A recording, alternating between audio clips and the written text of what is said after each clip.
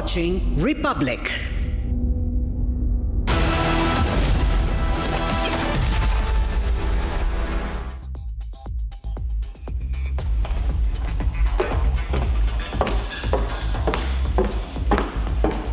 Hello and welcome. You're watching 6 Stories at 6 and I am Tanisha Avasthi. We have a lot lined up for you on this edition, from what's making news here in India to internationally. We'll get you those 6 stories. Here's a quick check of that. Story number 1. Rahul Gandhi has been seen flaunting the Chinese drone, and the Drone Federation of India has now fact-checked him. And while Rahul Gandhi is showcasing the Chinese banned drone with pride, this aide, Uncle Sam, has now come out in support of China. Also on the show tonight, the raging debate over Congress MP's Pakistani link, and what's the charge, what's the retort. We'll tell you about that as well. Moving on, about the big charge of US aid meddling into Indian elections and who were the beneficiaries of it. We'll tell you all that. Also, story number 5, there is a huge political outrage over a rally that was held in Kerala's Palakkad, where a tribute was given to Hamas leaders. And finally, we will get you the story of first gay imam being killed after support to the LGBTQ community. So these are the 6 stories that we have lined up for you. Starting first up with the controversy that Rahul Gandhi is in. Now, Congress MP Rahul Gandhi is facing widespread criticism for showcasing a banned Chinese drone in a social media video, in which he suggested that the country needed a strong production base to manufacture drones and not empty words. The Congress leader also claimed that in India, they do not make any components used inside drones, and also that there was no understanding of optics. First up, listen to what Rahul Gandhi said. This is what's going to be at the heart of all robotics. This is what's going to be at the heart of drones. This is what's going to be at the heart of submarines. This is going to be at the heart of toys, warfare, everything. And the sad fact is that we're nowhere here. We don't make any of the components inside this. We don't understand how it's made. We certainly don't make any of the optics. We don't understand how it's made. And that's what my speech was getting at, that this is actually where we should be playing. And the network that produces this is where the real value is. And all AI is actually going to be operating on this network. So for example, when this thing is built, AI is going to be used to order how it's built. When this thing is used, AI will determine how it's used. So when I hear talks about, I heard the Prime Minister say we are going to be number 1 in AI. I mean, it's complete junk, because you cannot be number 1 in AI unless you have a production network, or not so effective, but at least you have consumption data. And India has given away its consumption data to large multinational companies, and India doesn't even play in the production space. The question essentially is, why is Rahul Gandhi belittling India? Now, the Drone Federation of India has fact-checked Rahul Gandhi. Listen in.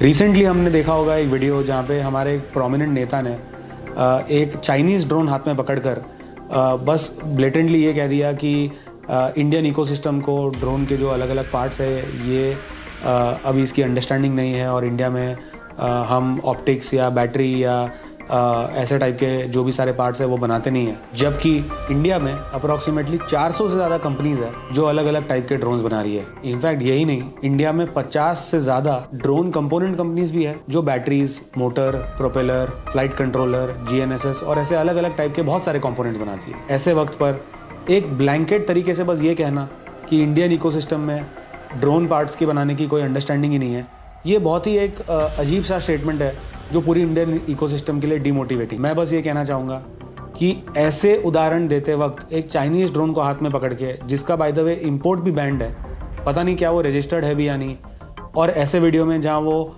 एक drone को उड़ाने की कोशिश कर रहे हैं, क्या उनके पास ड्रोन पायलट सर्टिफिकेट है, और ऐसा वीडियो जो शायद लगता है कि दिल्ली में शूट किया गया है, जो एक रेड जोन है, वहाँ पे क्या मिनिस्ट्री ऑफ सिविल एविएशन या मिनिस्ट्री ऑफ होम अफेयर्स की कोई परमिशंस भी ली गई है? मुझे ऐसा लगता है अगर चेंज लाने की ज़रूरत है तो वो बस एक क्रिटिक होकर और सिर्फ ये बात करके कि इंडिया में किसी को कुछ नहीं आता है, इससे नहीं हो सकता है। ग्राउंड पे उतरने की ज़रूरत है और एक्चुअल सजेशंस देने की ज़रूरत है। I'm being joined by Sagar Gupta. He is the founder and managing director at Indian Robotics Solution Private Limited. Thank you very much, Sagar, for speaking to Republic.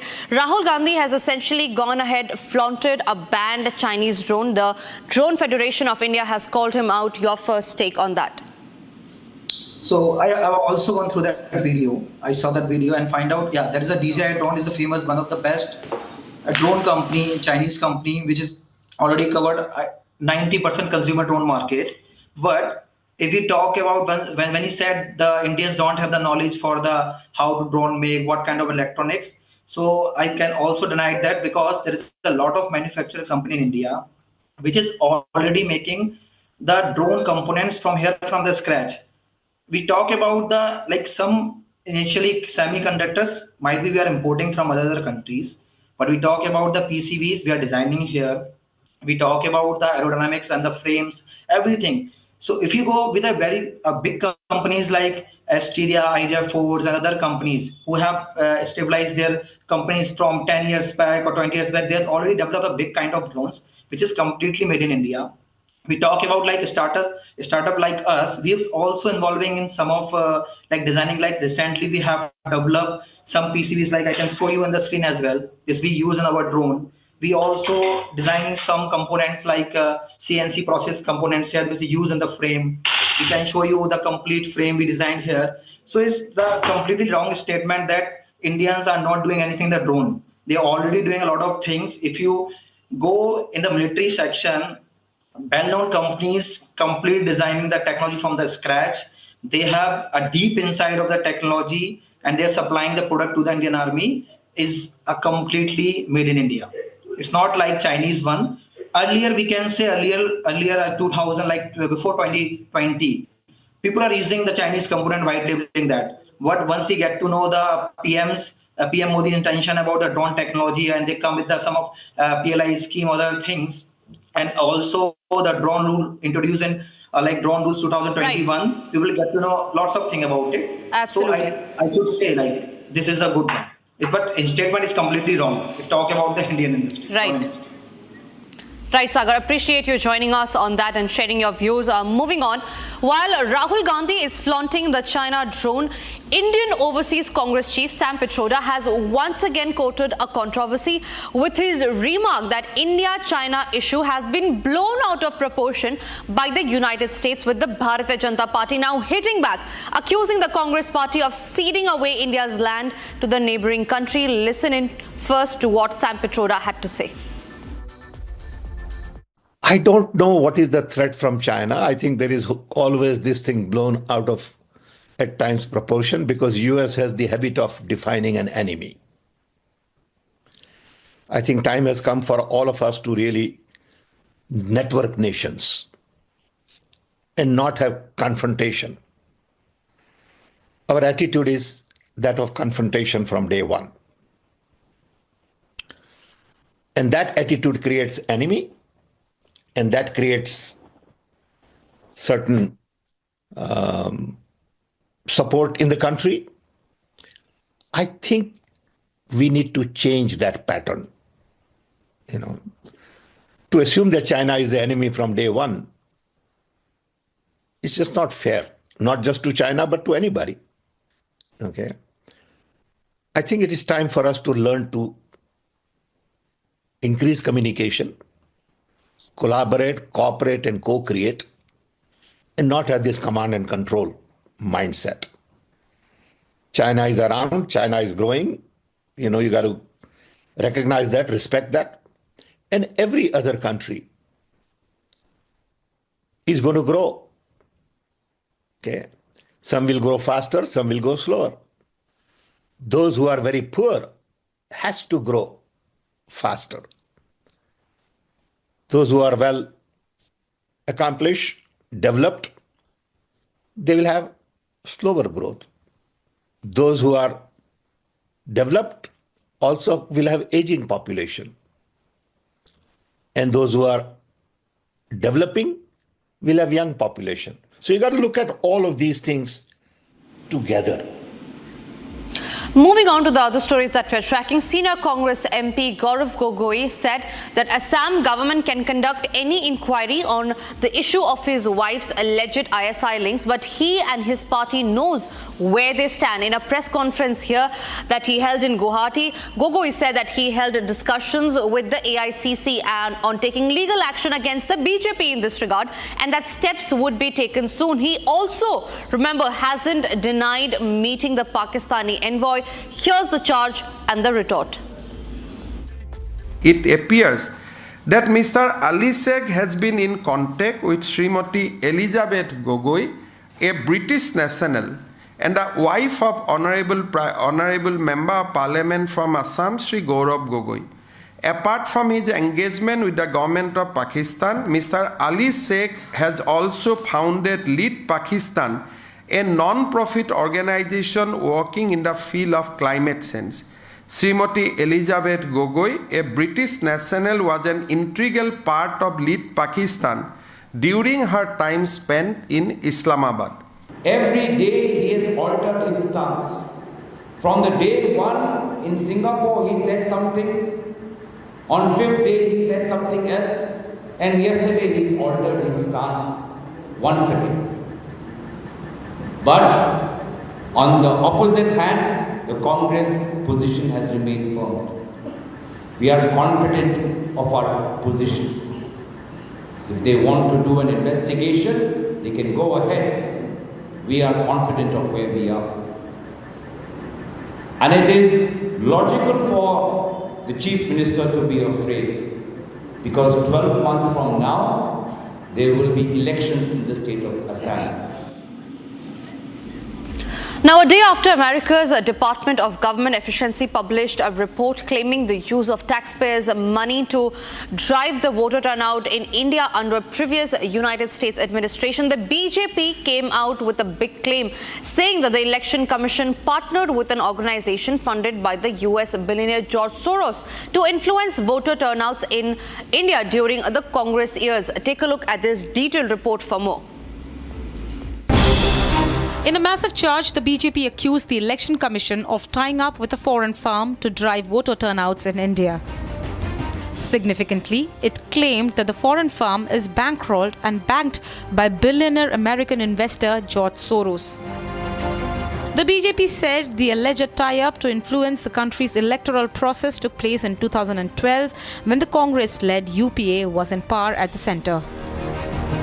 Significantly, the massive claim comes just a day after the Elon Musk-headed Department of Government Efficiency claimed to have cancelled a scheduled funding of $21 million under previous US administrations to influence voter turnouts in the country.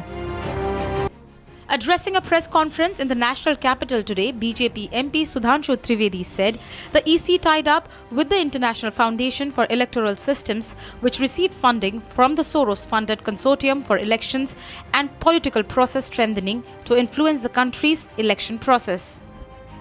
एक international foundation for electoral systems नामक एक संस्था है, जिसने 2011 में भारत की एक संस्था India international institute of election management इसके साथ एक करार किया, और ये करार में जो पीछे से सपोर्ट आ रही है वो CEPPS, जो जॉर्ज सोरेस के ओपन सोसाइटी फाउंडेशन के साथ उसके संबंध हैं।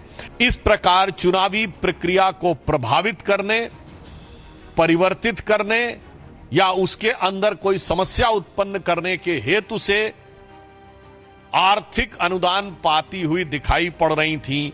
ये बहुत गहरा संदेह हमारे मन में उत्पन्न होता है। The BJP claimed that the agency operated in cahoots with the International Foundation for Electoral Systems, the International Republican Institute and the National Democratic Institute. While the onus is on the poll panel to clarify on the alleged tie-up in 2012, the larger question is, did Soros influence poll outcomes in India?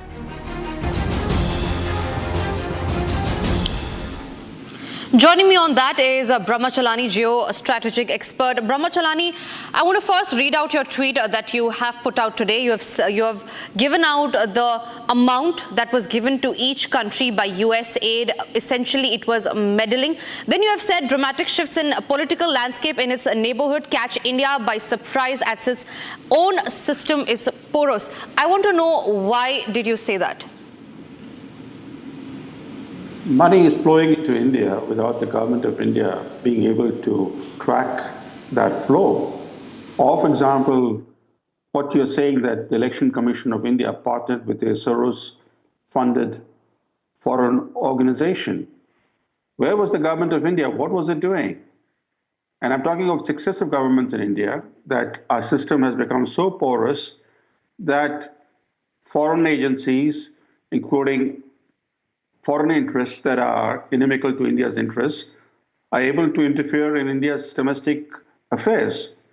As far as the USAID is concerned, the Trump administration freeze on USAID funding has led to a series of revelations, including the names of its beneficiaries. And these revelations clearly point to the fact that the USAID's original mandate, as it was set up in 1961, when it was created by the then President John F. Kennedy, that mandate has actually been sidestepped by USAID, and that in reality, USAID has been doing things that are far remote from its original mandate. In fact, one prominent senator in the US, Johnny Ernst, she in a Wall Street Journal article has described the USAID as a rogue agency that uses coercion and shell games to hide where the money is going, how it's being spent, and by whom. All that, that lack of transparency on the part of USAID is one reason why the Trump administration has frozen all funding. But Absolutely. The more important reason is that the USAID has become an arm of the American deep state. Absolutely, Brahmachalani. I really appreciate you joining us on the broadcast and sharing your views. Thank you very much for speaking to Republic. Moving on to the other stories that we're tracking now. Images of Hamas leaders prominently displayed at a procession of a local festival in Kerala's Palakkad district triggered widespread outrage. Now, images of Yahya Sinwar and other Hamas leaders, both the leaders of the militant group Hamas, were seen on banners. The banners were paraded atop elephants by a group of young participants. Visuals of that on your screen. Participation of prominent figures, including Minister MP Rajesh, who also is an MLA from the Tirthala constituency, and Congress leader VT Balram in the event has also now raised eyebrows, although there has been no response yet from the organizers of the Uros festival regarding the banners.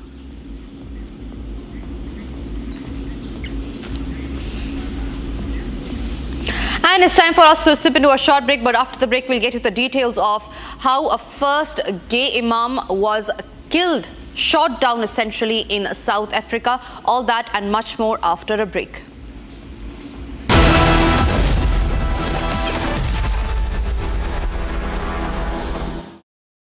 इसको घर पे लगाओगे तो शादी का तो पता नहीं, पर घर पक्का नहीं टूटेगा। रुंगटा नहीं तो घर स्ट्रॉन्ग नहीं। रुंगटा स्टील TMT बार एकदम solid.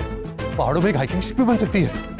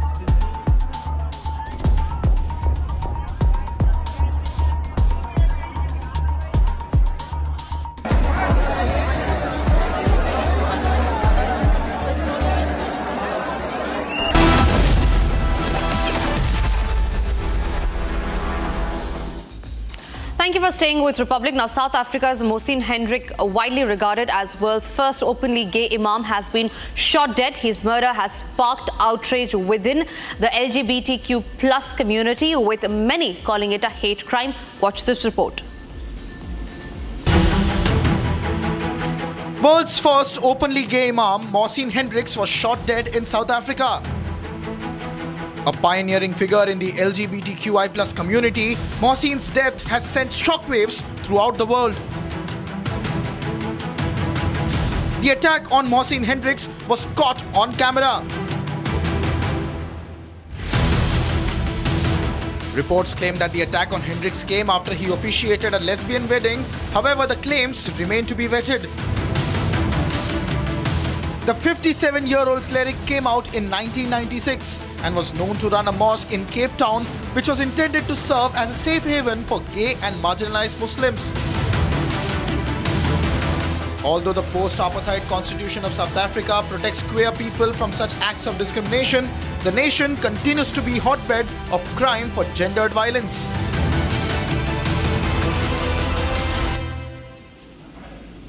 And that's all that we could pack in this edition of 6 Stories at 6. Thank you for watching. Stay tuned for more news and updates.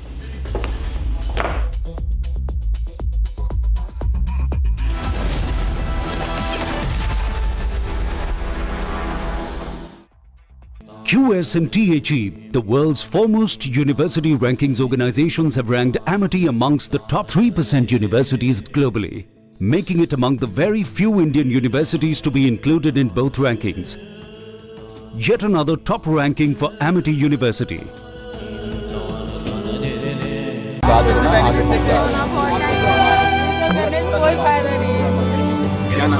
सीमा।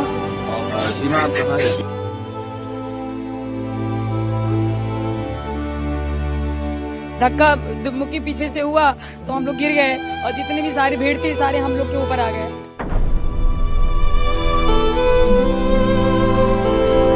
कोई नहीं, कोई प्रशासन नहीं, कोई सुविधा नहीं, कोई सेफ्टी नहीं।